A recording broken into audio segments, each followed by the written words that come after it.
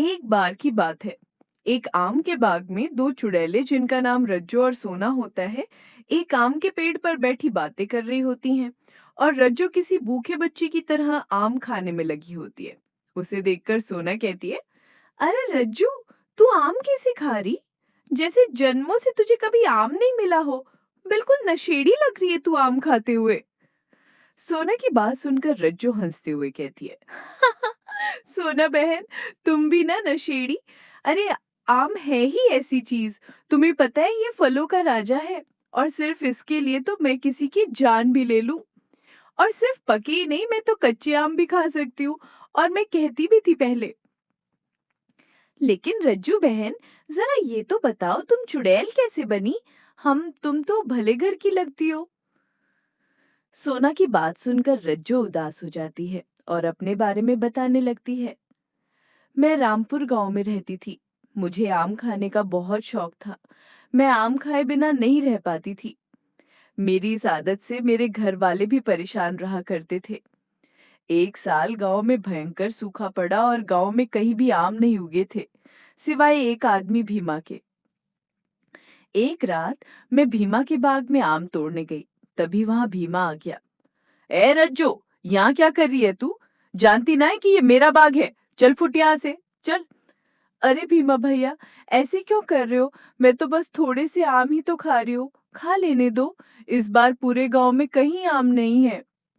लेकिन भीमा रज्जू की एक नहीं सुनता और उसे अपने बाग से धक्का देकर भगा देता है।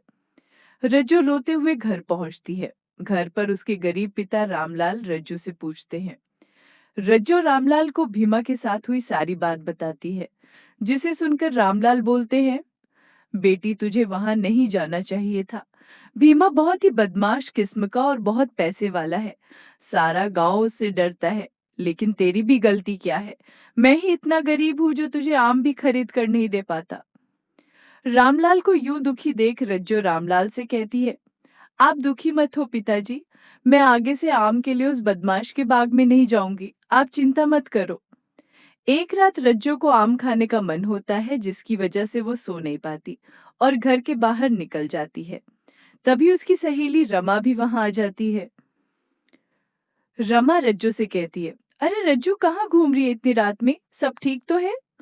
अरे क्या ठीक है रमा, मेरा आम खाने को इतना मन कर रहा है, लेकिन कहीं भी आम नहीं है। तुझे पता है, आम के बिना मैं नहीं रह पाती। बस इतनी सी बात? अरे ये भी कोई बात हुई? उस भीमा के बाग में आम ही आम है। चल वहीं चलकर खाते हैं। भीमा का नाम सुनते ही रज्जो घबरा जाती है और रमा से बोलती है, ना बाबा ना, मैं नहीं जाऊंगी। वो मार डालेगा मुझे, पहले भी धमका चुका है वो।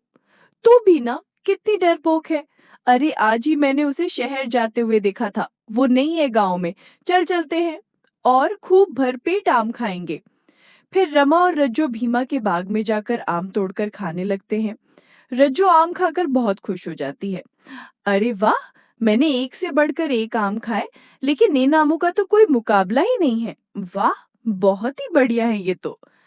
फिर रज्जो और रमा जब भी भीमा गांव के बाहर जाता, चोरी से भीमा के बाग में जाती और खूब आम खाती। एक दिन भीमा को अपने बाग में आम कम होने का शक होता है। फिर एक दिन भीमा घर से शहर जाने के लिए निकलता है, लेकिन शहर न जाकर अपने बाग में जाकर छुप जाता है। उधर रात में रमा और रज्जो बाग में आती है। आज भी वो भीमा शहर गया है, आज फिर आम खाएंगे। सही कह रही हो रमा बहन, अगर भीमा के बाग में आम ना होते तो मैं इस बार बिना आम के ही रह जाती। फिर रमा और रज्जू आम तोड़ने लगती हैं, लेकिन तभी वहां भीमा आ जाता है। भीमा को देख रमा वहां से भाग जाती है। भीमा रज्जू को पकड़ लेता है और गुस्से में बोलता है, ओ तो तू है वो जो मेरे आम रोज खा जाती है। तुझे तो मैंने पहले भी रोका था ना। ऐसा कहकर भीमा रमा को मारने लगता है। मुझे मत मारो, मैंने सिर्फ आम ही तो खाए हैं, मत मारो। लेकिन भीमा गुस्से में रज्जो को मारता जाता है। थोड़ी देर में रज्जो भीमा की मार से मर जाती है। फिर भीमा रज्जो की लाश के टुकड़े टुकड़े करके जंगल में एक पेड़ के नीचे गाड़ देता है। उधर रमा भीमा के डर से किसी को कुछ उधर रज्जो की आत्मा मरने के बाद भटकने लगती है और एक चुड़ैल बन जाती है। इस दुष्ट ने मुझे आम के लालच में मार डाला, मैं इसे जिंदा नहीं छोड़ूंगी। एक रात भीमा अपने आम के बाग में सो रहा होता है। तभी उसके मुंह पर एक आम की गुठली गिरती है। भीमा हड़बड़ाकर उठता है और बोलता है, अरे कौन है जो मेरे बाग में मेरे ऊपर आम की गुठली फेंक रहा है? जरा सामने तो आ, तेरा आम रस यहीं बना दूंगा। लेकिन तभी उसके मुंह पर फिर से आम की गुठली आकर लगती है। भीमा गुस्से में इधर उधर देखने लगता है। तभी उसके सामने चुड़ैल बनी रज्जो आ जाती है। क्या हुआ भीमा, इतने गुस्से में क्यों? जरा से आम ही तो खाए हैं मैंने, और मेरा आम रस बना कर दिखा दो। मुझे भी देखना है चुड़ैल का आम रस कैसा होता है। चुड़ैल को सामने देख भीमा डर जाता है और भागने लगता है, जिसकी वजह से वो चुड़ैल के हाथ से निकल जाता है। आज तो बच गया मेरे हाथ से, लेकिन कब तक बचेगा? कभी तो आएगा मेरे हाथ में। उधर चुड़ैल से बचने के बाद भीमा सीधा एक साधु के पास जाता है। साधु से देखकर बोलते हैं, क्या हुआ बेटा, कहाँ से पिट कर आ रहे हो? किसने तुम्हारी ये हालत की? अरे आप हंसो मत बाबा, मेरी जान को खतरा है, एक चुड़ैल मेरे पीछे पड़ गई है। डरो मत बेटा, अब तुम मेरे पास आए हो, मेरे रहती वो चुड़ैल तुम्हारा कुछ नहीं बिगाड़ पाएगी। बाबा, वो मेरे साथ मेरे बाग को भी बर्बाद करना चाहती है। वो बाग मेरे पिताजी की आखिरी निशानी है। कुछ करो बाबा, कुछ करो। भीमा को यूं रोते देखकर बाबा को उस पर दया आ जाती है। वो भीमा के साथ जाकर भीमा के बाग और उसके घर के चारों तरफ एक घेरा बना देते हैं और बोलते हैं, बेटा जब तक तुम इस घेरे के अंदर रहोगे वो चुड़ैल तुम्हारा कुछ नहीं बिगाड़ पाएगी। ऐसा कहकर साधु वहां से चले जाते हैं।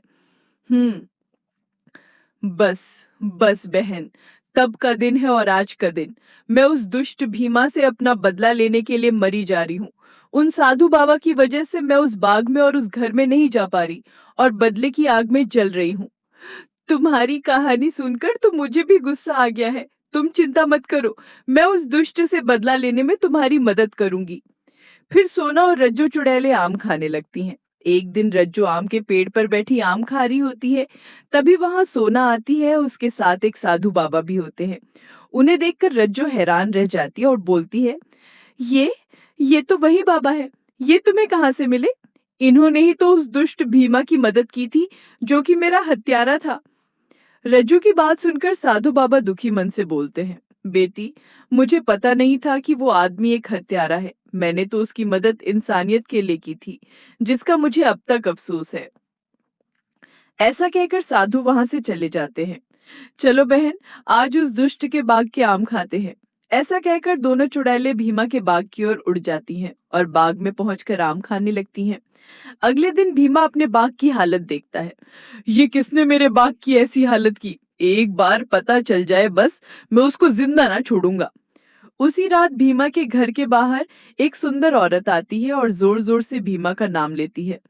भीमा जी, ओ भीमा जी, बाहर तो आइए प्लीज। औरत की आवाज सुनकर भीमा अपने घर के बाहर आ जाता है और सुंदर औरत देखकर उस पर मोहित हो जाता है। भीमा उस सुंदर औरत के पीछे पीछे चलने लगता है और भूल जाता है कि घर को पार करते ही चुड़ैल उसको मार डालेगी। जैसे ही भीमा अपने घर से थोड़ी दूर आता है, वो सुंदर औरत भीमा के पास पहुंचती है और बोलती है, भीमा जी, आप कितने बलशाली और सुंदर हो। आप जैसा मर्द तो मैंने कहीं देखा ही नहीं। ऐसा कहकर औरत अपना रूप बदल लेती है और सोना चुड़ैल बन जाती है। तभी वहां रज्जो आ जाती है और भीमा को गले से पकड़कर बोलती है, आज तू मरेगा और आम खाकर मरेगा। ऐसा कहकर चुड़ैल उसके मुंह में आम ठूसने लगती है। भीमा का पेट फूलने लगता है और थोड़ी देर में ही उसका पेट फट जाता है। सोना बहन, अगर तुम ना होती तो मैं इस दुष्ट से कभी अपना बदला ना पाती। फिर रज्जो और सोना वहां से चली जाती हैं। धर्मपुर नामक गांव में एक बार इच्छाधारी नागिन घुस आती है। वो बहुत गुस्से में थी, आंखें लाल लाल और फन फैलाए हुए आगे बढ़ी जा रही थी। वो गांव के जसरत के बेटे को उठाकर अपने साथ ले जाती है। जसरत और उसकी पत्नी अंजू नागिन के आगे बेबस थे, इसलिए अपने बेटे को बचा नहीं सके। मेरा बेटा, वो नागिन मेरे बेटे को उठाकर ले गई। अरे किसी ने मेरे बेटे को बचाया क्यों नहीं? डर के मारे ही किसी ने तुम्हारे बेटे को नहीं बचाया। कुछ लोग गए हैं उस नागिन के पीछे, वापस आएंगे वो लोग, तभी कुछ पता चलेगा तुम्हारे बेटे के बारे में। जो लोग नागिन के पीछे गए थे वो वापस तो आ गए थे, पर उन्हें वो नागिन और जसरत का बेटा कहीं नहीं दिखा। सुबह का समय था, सभी अपने अपने काम में व्यस्त थे। कुछ औरतें कुएं से पानी भर रही थी। तभी झाड़ियों से नागिन निकलकर बाहर आ जाती है। बचाओ बचाओ, ये नागिन फिर से हमारे गांव में आ गई है। ये नागिन हमारे बच्चों की तरफ ऐसे क्यों देख रही है? तुम सब मुझे कितना भी मार लो, मुझे कुछ नहीं होने वाला, क्योंकि मैं नागिन हूँ, नागिन, वो भी इच्छाधारी नागिन। पर तुम्हारे बच्चों का क्या? अगर वो एक बार मर गए तो वो मेरी तरह दोबारा जिंदा नहीं हो पाएंगे। इतना बोलकर नागिन सभी बच्चों को उठाकर वहां से तुरंत निकल जाती है। वो मेरी बेटी को उठाकर ले गई, उसे बचा लो कोई। मुनिया के बापू, मेरी बेटी को बचा लो, उसे वापस ले आओ। वो वो ना वो नागिन मेरे बेटे को भी उठाकर ले गई है।